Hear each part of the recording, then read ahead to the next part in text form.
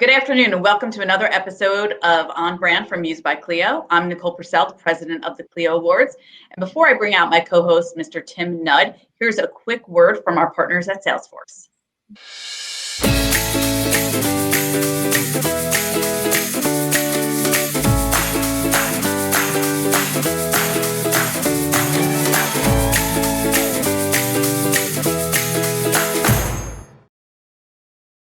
Hey, Tim, how are you? Hi, Nicole. Doing well. How are you? I am very good. I'm excited today because number one, I love to eat a lot, and that's what I've been doing at home. But also, I love my cereal, so I'm excited. We were talking about eating cereal before we jumped on, which is appropriate because we have Brad Hiranaga with us today. He's the Chief Brand Officer for North America at General Mills. Obviously, a great American company, almost 100 years old, but they've been innovating in interesting ways in the last few years and have done some very interesting things during COVID when people's relationship with food, as you mentioned, has been changing just a bit.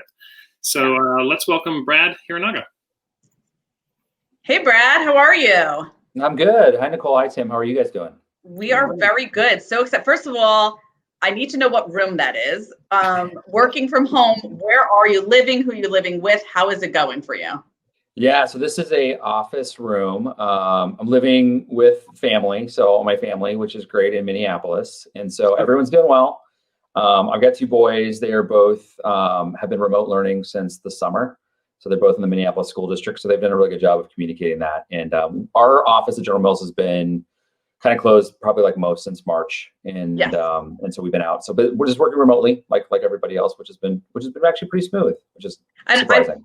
I was just going to actually ask that. How is it going with your team and, being home and, it's a new normal for us. So how have you guys been adjusting to it from work-wise?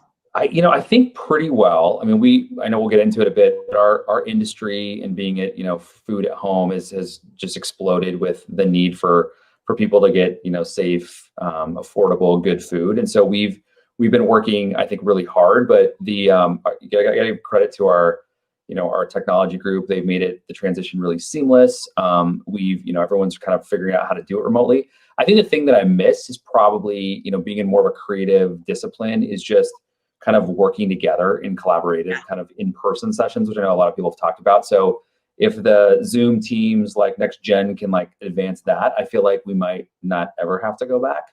But that is a missing piece. I feel like for our teams, we definitely miss that.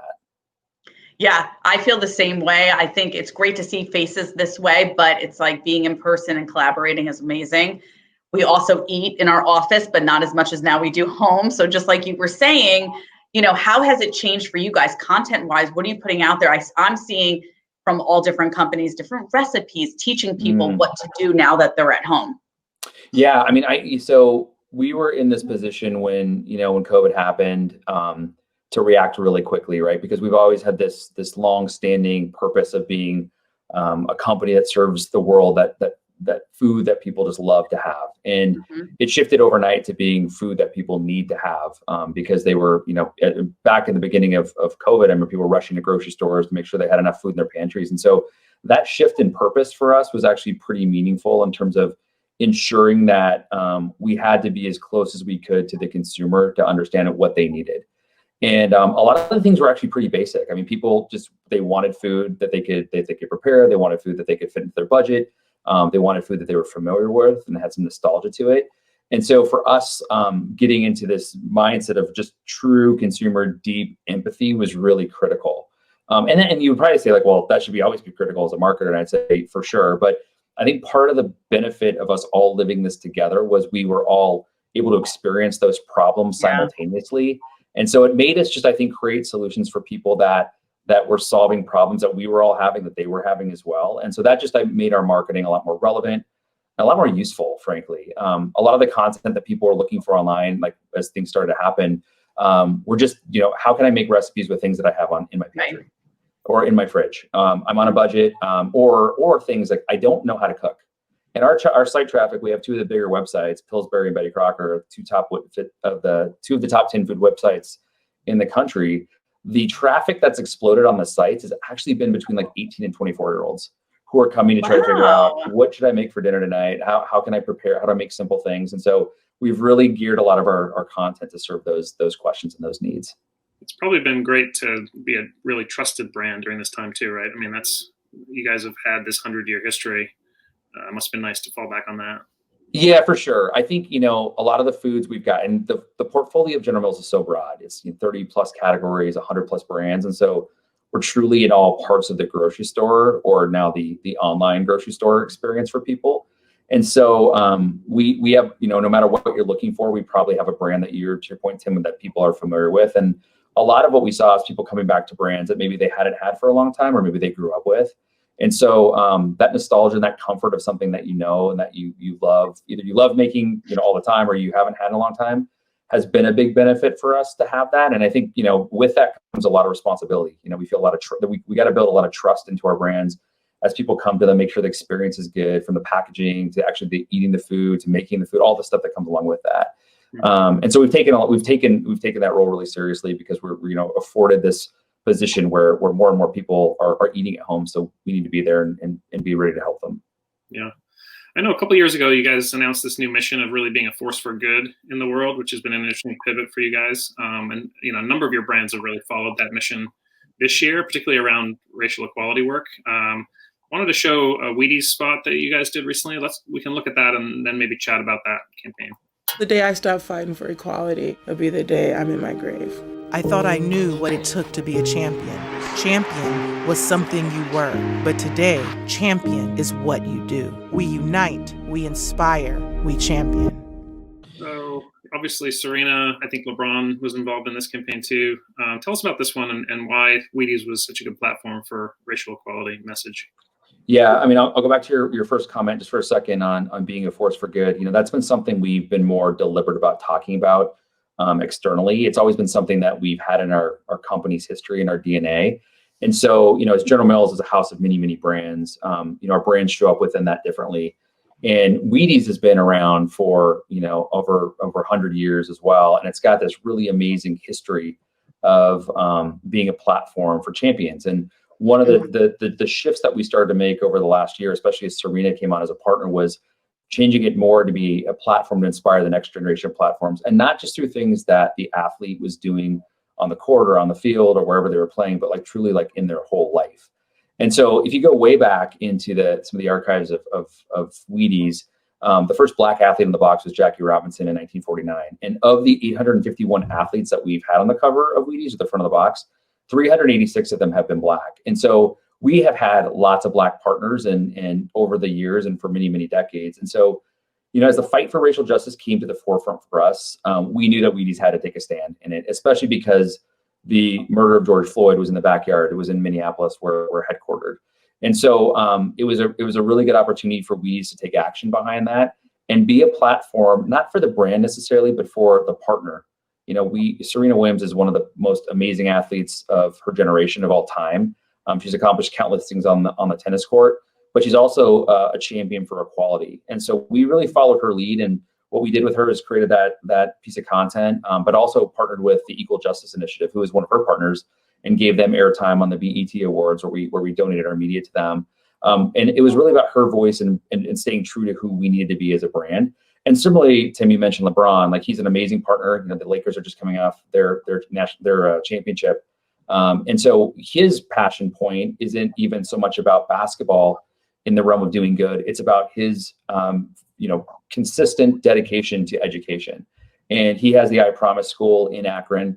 He's super passionate about that. And so on his Wheaties box, we actually have the backdrop of that. It features students, their families, teachers, and ways that you can support and donate and give back to that school. And so I love that, because these athletes are so multidimensional and they want to do good. And as a company, we believe in doing good. And that's when the partnerships really amplify one another, is when we find that purpose that we both can kind of get behind. And so I'm super proud of what Wheaties has done and how it's shown up the last couple of years. Yeah, we had a summit recently with Clio Sports where it's fascinating how the sports world is evolving with, the voice of athletes off the court has been so amazing.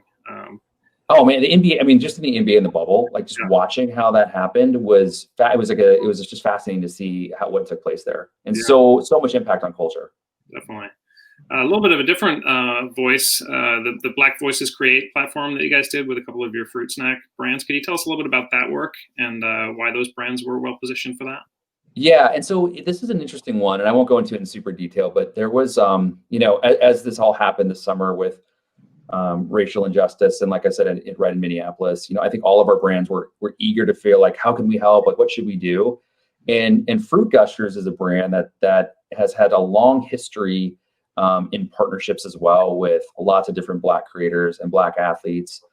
Their teen audience is multicultural, heavily multicultural, and so as we got into the space and we're kind of like trying to understand what we should do as a brand. We looked at it and said, man, we are part of this community. We're part of this culture. And so it just felt a little different than Wheaties, though, because Wheaties has had this long-standing history. But if the Gushers brand is all about uniqueness and individuality and expressing that and celebrating that. And so the brand was like, hey, our consumers expect this, our partners expect this, we expect this. What are we going to do? And so they knew it required action and not just going on and talking about things and saying things. And so they decided to create a program called Black Voices Create. And the problem that it solved, which is what they were addressing, is that a lot of the Black influencers that on social don't have their voices amplified. A lot of times the credit goes to, white creators instead.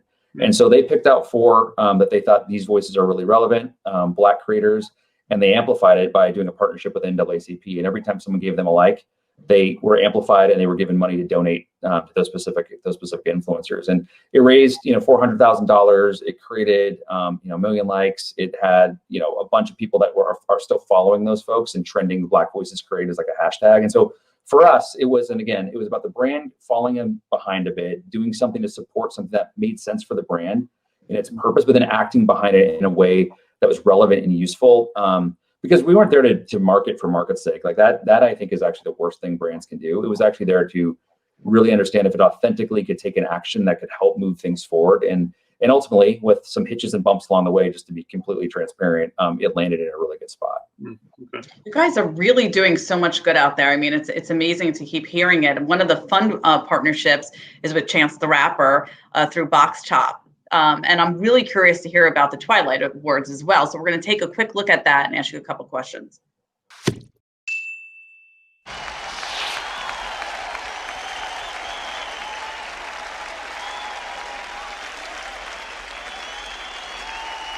Twilight Award! We honor teachers all across the country. She pulls out all the stops using costumes and green screen effects. It doesn't feel like a job. We get a chance to be creative. We get to do this. That means you win $15,000!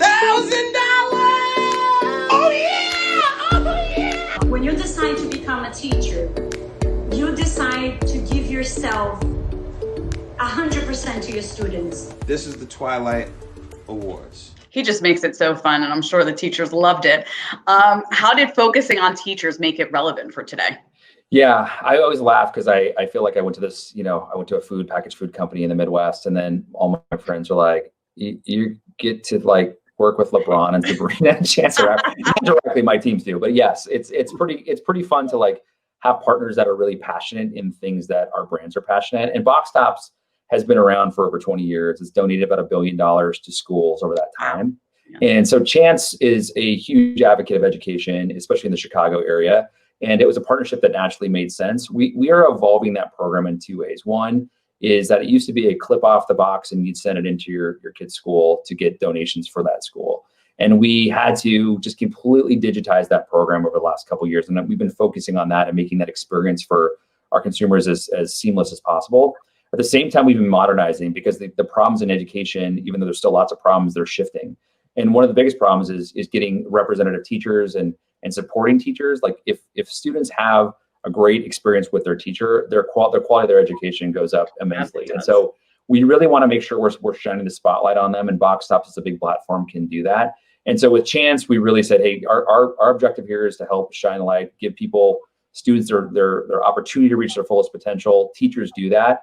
And so he came on with us and created this Twilight Awards together. And we honored 10 remarkable teachers, gave them a total, $300,000 across all of them to celebrate their work they're doing and better equip them as we're heading into distance learning and all the challenges that's brought on for educators. And so I couldn't be more excited about the work that Box Tops is doing. It is a place close to my heart. Both my parents were teachers growing up. And so I love the fact that we're supporting education in really meaningful ways and modernizing a great platform that can now solve the problems that we're kind of facing with today's education and the needs that are there. Such a great thing to do. I'm going to ask both of you actually now, because the next question is one of my favorite cereals is Cheerios. So I would love to know from each of you, what is your favorite cereal? Tim, do you want to go first? Yeah, I actually eat a lot of granola, but as we were chatting before the show, and my kids are obsessed with Honey Nut Cheerios for sure. That's their favorite by far. That's like my two younger ones. That's all they eat in the morning. So those are the Honey Nut is biggest cereal in the category. So that's a good one. I love from a taste perspective, Cinnamon Toast Crunch. From a brand perspective, Lucky Charms, and then from like a special like uniqueness is the Monster cereals, which only really come out around Halloween, like Count Chocula and Frankenberry. Those are my favorite equity characters that we have. They're awesome. They're great characters. Good answer. They are. Oh my God. Frankenstein. It's like who wants Yeah. I love that. Well, we love what you're doing, and you're changing the iconic O for Cheerios into a heart, which is amazing. And you have a new piece from Stanley from The Office we're going to look at real quick and talk about that. Cheerios. Do I look like a child to you? Honey Nut Cheerios are heart healthy and can help lower cholesterol. That's why we introduced heart shapes. Get it? Did you just No. I'm pretty sure I heard a So how does product innovation fit into your marketing goals? It's vitally important, and I think as marketers we used to call it like what's the news we're bringing, but the way we've repositioned it internally at General Mills is how are we continuing to create value for the consumer? Like what value are we giving them above and beyond what they're paying for whatever product they're buying? And so a lot of times our brands that have had the most success have stepped back and said, okay, what business am I in? And with Cheerios, the business that it's in reality is really the heart business. It's not necessarily just in the cereal business. And that's both from an emotion perspective, but also the physical heart. And one of the problems that brand can solve uniquely is that 1 in 4 Americans have a heart health issue. And living in a heart healthy, challenging world, it can be really overwhelming. And so Cheerios can be a solution that's not a chore. It's not hard. It's something you can just pour into a bowl every single day and help you combat that issue that people have, and do it in a way that's really joyful and actually tastes really good. And so, as the team was thinking about ways to just remind people that benefit exists or bring new people in that didn't know, we moved from that iconic O shape into a heart and did that for a limited time so people could say, oh, this is a remarkable benefit. And in fact, the side note of that is we've had so many consumers come back and say, like, I think you should just leave them as hearts all the time. They make me so happy. I agree. So it's like, it'd be hard to move the Cheerios out to the Cheerio heart name. But back to your question, though, I think it is really that creativity on the product and that innovation can just drive so much amazing marketing around that. And so we've really started to think about how can we be successful, not only within the product, but really creating that experience around it. And so, that we are looking at ways that we're driving into getting new penetration to come in. And that in this instance, on this Cheerios example, that problem is so prevalent among folks that we're driving penetration with folks that are 55 plus that are combating, heart issues. We also are looking now more than ever, I think, as a marketing company, be like, how are we actually creating a remarkable experience for the consumer, and not just a really good ad or just a really good product, but everything in between.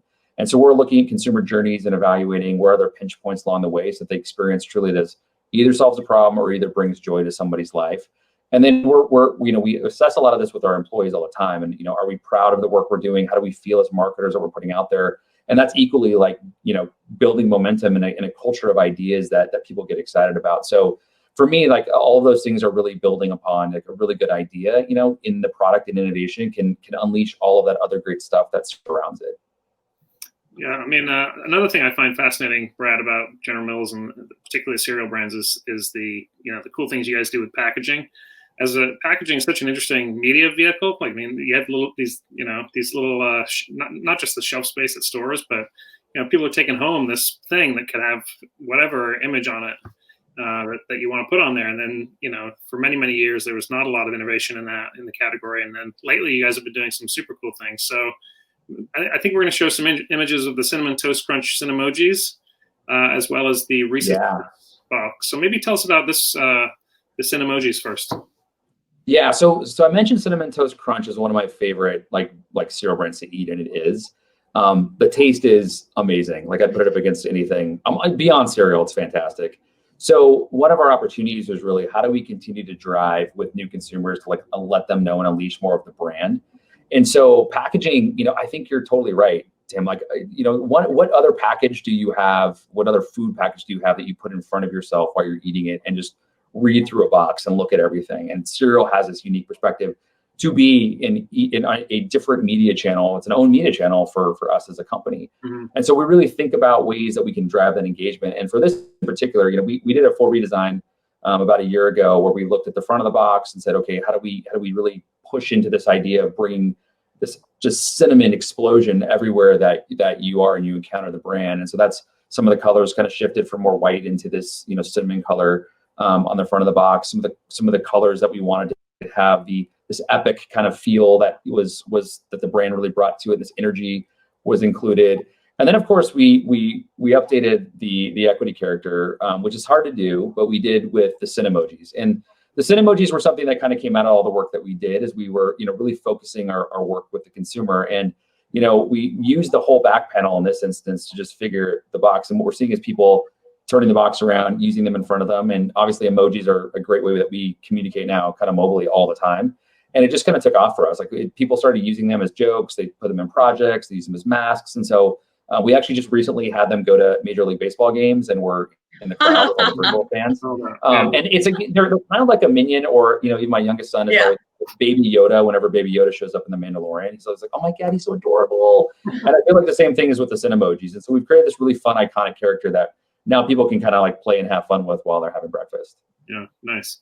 And then you had, I think it was Travis Scott design his own Reese's Puffs box. That was a really creative way to use an influencer, celebrity endorser as well.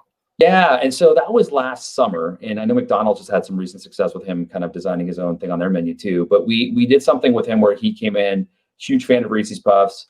The cool thing about all these partners is they're so multidimensional. So not only is he a great rapper, he's also a gamer, and he also is like big into design. And so he wanted to say, hey, I'd love to design and co-create the box with you. And so that's exactly what we did. He designed his own Reese's Puff box. And the cool thing about that was we designed this launch, and it didn't even happen in the US. It happened in Paris. It was at Men's Fashion Week, which we're like, we don't even sell Reese's Puffs there. But he was there, and his followers and everyone who loves Cactus Jack, his design brand, were like all over it. And so he launched it and dropped it. And online on his site, we said, okay, we're going to do 5,000 of these premium boxes online. They're $50 a pop.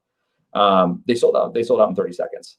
And so we're like, okay, we probably should have made more of those. But nevertheless, it was really cool because when he came on shelf a couple months later, the fans were so hungry for his content and anything that Travis touched that they drove into the category. They double-digit lifts on this brand in particular, people just seeking it out. And that's really what the power of marketing can do, especially when I think it's done to the audience in a really like modern consumer-first type of way. And so we love doing collaborations like this and make them more about, I think the old school model, like putting a spokesperson on your product. Now it's so much more on the creative process and like, how do we design this out? How should we think about it together? And then they bring a huge audience, obviously, to it as well that maybe had never had Reese's Puffs before. So it's really a win-win situation when you can get it right. He's sort of a one-man marketing juggernaut lately as well. Seriously. He seriously is. Brad, I have a general question for you. I know you've been at General Mills for quite a while. 15, 16 years. What do you think the biggest change has been in how the company thinks about its products and how best to market them? Yeah, I mean, I think in some ways we're going back to basics right now because we're really just focused on what consumer problem are you solving and then solve it really well for people, which, I think is just, how we were all kind of trained coming into this. But I think one of the interesting now with the acceleration of what's happened over the last, 7-8 months with COVID is things that were going to happen slowly over time are just happening almost overnight.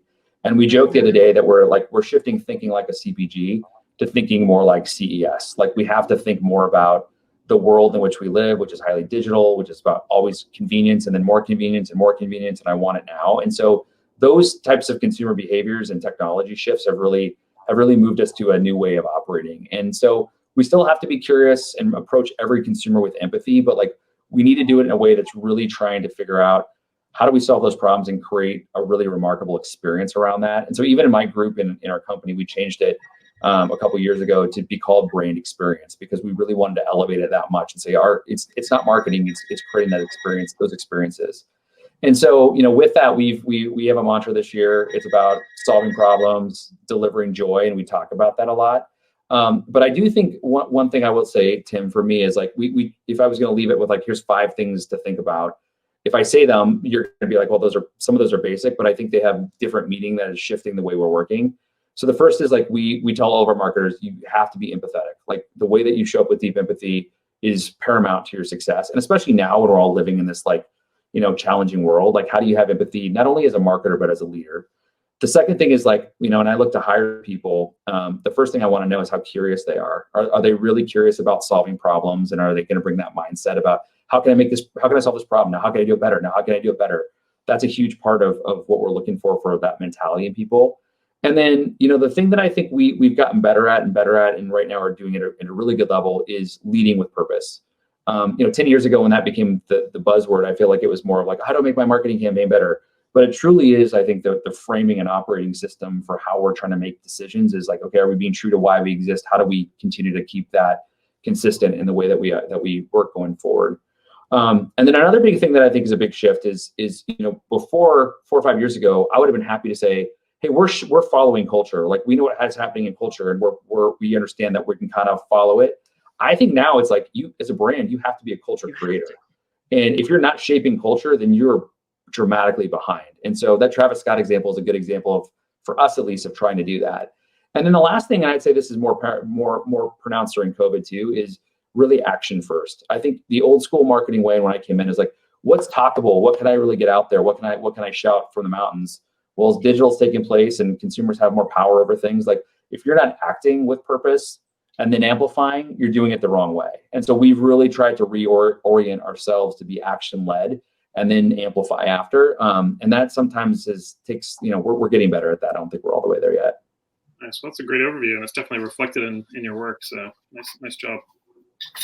I think I can listen to you all day, number one. I love hearing about the brands more and more. And I think you guys are on track for, more and more great things. I would ask you about the future, but I also think that you said a lot of that right now of how you guys look at things and move forward. But if you have anything else that you want to say, the next 6 months looks like this for General Mills, but I think you have it set so right, even from before the pandemic, and just have exploded, throughout it. Well, thank you for that. I mean, I feel like it's nice to talk about these examples because they're obviously good ones that we feel proud about. But to me, and all companies talk about it, how do you bring a growth mindset to everything you're doing? This curiosity, this resiliency, accountability, all those things, and we're trying to do that. I think a couple things that are probably similar to a lot of what other companies are thinking about. For us, the biggest shift that's happening in CPG food has just been e-commerce and the massive acceleration of that. And so, we started pre-pandemic, about 4% of our sales were online, and now it's going to be over 10. And it happened like that. Mm-hmm. And so for me, how you market in a traditional way to how now you market with purpose and performance is something we're like rapidly moving to. And we had a lot of good stuff laid down. Like we actually lead and share online in a lot of our categories, but the way in which we operate, I've been in digital marketing as a digital marketer for like a while within General Mills, mm-hmm. But we always said e-commerce is going to be the Trojan horse for CPG because it's going to flip over how you have to market, and you almost have to think of e-com first. So that's a big shift. And then I think the other really big shift that brings to us is just thinking about how do we move out from thinking about products and brands to thinking about solutions. And so I'll give you, for instance, like Old El Paso is an amazing brand that we have for Mexican food. We no longer can just think about components like, oh, I have a great shelf. Like that's awesome. But you better put that together with the protein, the cheese, the other produce, like the sauce, everything. So that when I click on it, it's just right there. Mm. And with the just innovation around delivery right now, that's happening so fast. So we're shifting our game to be able to do that and do it well. And then the last part is just, I think what I hope sticks around post-COVID, which hopefully is sooner than later, is General Mills and all these companies that are operating with good as their intention. Mm-hmm. And I love this quote from Paul Pullman, and we use it a lot, the old CEO of Unilever, who said, doing good is good for business. We believe that as a company, and that virtuous cycle is something we're really trying to build into the way that we operate. And we're doing it more and more, and we're starting to see that work, and it's paying dividends, not only for how we're winning in the market, but also how it's improving society. So that's the stuff that I stick around for. And that's what I'm really proud about for the company. Well, thank you so much. You guys are doing such amazing things, such a great half hour. So we appreciate it. Good luck with everything and through this time, and hope we see you soon. Yeah, thanks for having me. I really appreciate it. Good to see you. Bye. I mean, now I don't know if I want cereals or a taco right now. I know. We've had quite a few food marketers on the show, and it's a fascinating category right now. And it's I mean, faster than almost anything, particularly. I mean, doing for good is just hearing everything that they're doing is amazing to me, and I love it, and it inspires me to want to do more. So have a good rest of the afternoon. Okay, you too, Nicole.